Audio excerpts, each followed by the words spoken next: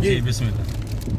ਜਿੰਨਾ ਚਿਰ ਮਸੂਫ ਦਾ ਇਜ਼ਹਾਰ ਨਾ ਕੀਤਾ ਜਾਏ ਸਿਫਤ ਦਾ ਪਤਾ ਨਹੀਂ ਲੱਗਦਾ। ਸੁਭਾਨ ਅੱਲਾਹ। ਮਸੂਫ ਦਾ ਇਜ਼ਹਾਰ ਕਰਾਂਗੇ ਤਾਂ ਸਿਫਤ ਦਾ ਪਤਾ ਲੱਗੇਗਾ ਨਾ। ਜੀ ਸੁਭਾਨ ਅੱਲਾਹ। ਮਸਲ ਮੈਂ ਕਹਿ ਦੇਣਾ ਤੇਜ਼, ਹੂੰ ਤੁਸੀਂ ਆਖੋ ਕਿ ਪਤਾ ਨਹੀਂ ਸ਼ਾਰ ਹੋ ਗਿਆ ਕਿ ਤੇਜ਼ ਤੇਜ਼ ਕਿਹੜੀ ਚੀਜ਼ ਤੇਜ਼? ਕਿਉਂਕਿ ਮੈਂ ਸਿਫਤ ਦਾ ਜ਼ਿਕਰ ਕਰਨਾ ਪਿਆ, ਮਸੂਫ ਦਾ ਨਹੀਂ ਕਰ ਰਿਹਾ। ਹਾਂ ਫਿਰ ਕਹਿ ਦੇਣਾ ਤੇਜ਼ ਤੇਜ਼, ਤੁਸੀਂ ਆਖੋ ਪਤਾ ਨਹੀਂ ਤੇਜ਼ ਸ਼ਾਰੀਆਂ ਨੇ।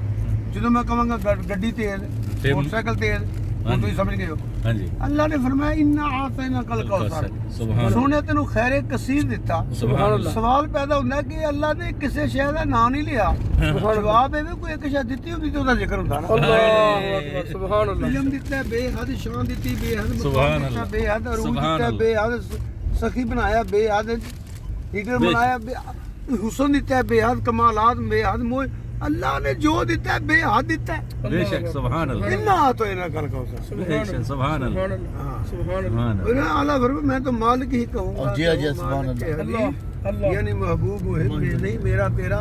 फिर आला फरमाते ने आप फरमाते ने फर्श वाले तेरी शौकत का रूह क्या जाने। अल्लाह उस अर्श पे उठता है फरीदा।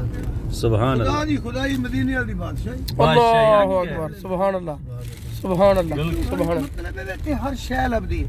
सुभान अल्लाह। एक आया उन्हें कहा मेरी अख गायब हो गई, अख मिल गई है। मिल गई। मेरी अख मेरी हड्डी टूटी गई है। सुभान अल्लाह। किसी अख रिसक चाहिए तो रिसक मिल गया। सुभान अल्लाह। सुभान जो लबे थे कमी कोई नहीं। सुभान अल्लाह। अल्लाह। सच है। सुभान अल्लाह।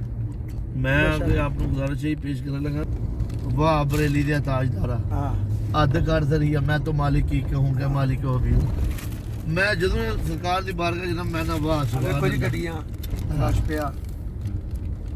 ਬਾਈ ਸਾਹਿਬ ਤੁਸੀਂ ਹੁਕਮ ਫਰਮਾਇਆ ਜਦੋਂ ਮੈਂ ਗੱਡੀ ਤੇ ਕਿਤੇ ਲਾਉਣ ਨਾ ਕਿਤੇ ਮਫੂਜ਼ ਜਗ੍ਹਾ ਤੇ मुफूद देखिए ਤੁਹਾਨੂੰ वो ਫਿਰ ਕਿਤੇ ਉਤਾਰ ਕੇ ਤੇ ਕਿਤੇ ਨੇੜੇ ਚਲੋ।